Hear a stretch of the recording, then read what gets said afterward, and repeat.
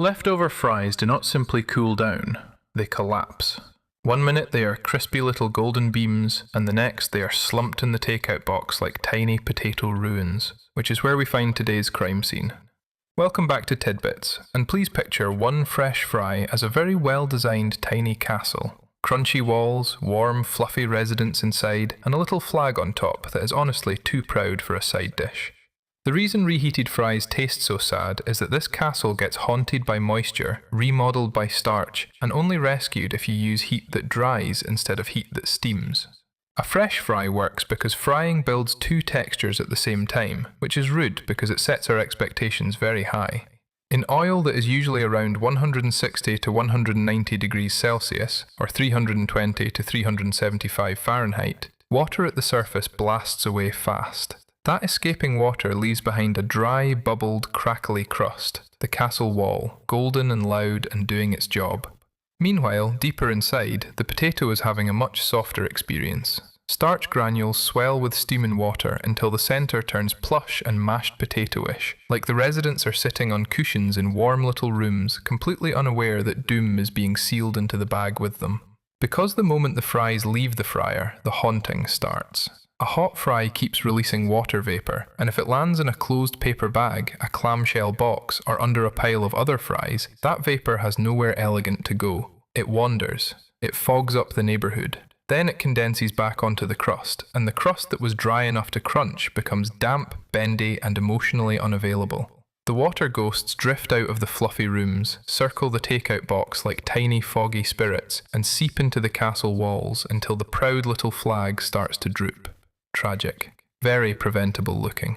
Not always preventable. And here's where the fry gets betrayed from the inside too, because soggy walls are only half the problem. As fries sit, the gelatinized starch in the center begins to change. The starch molecules start realigning into firmer, more rigid structures, a process called retrogradation, which sounds like a villain with a clipboard.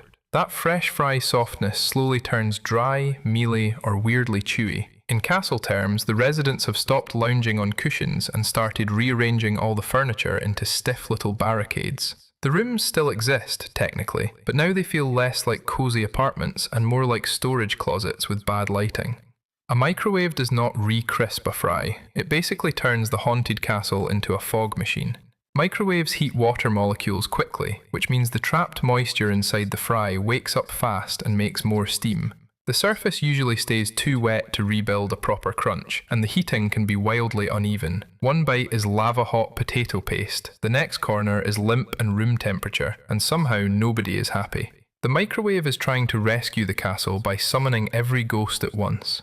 Bold plan, terrible architecture. Dry heat is the better rescue crew because it gives surface moisture somewhere to leave. An oven, toaster oven, skillet, or air fryer heats the outside while moving dampness away from the crust, which gives those golden walls a second chance to firm up.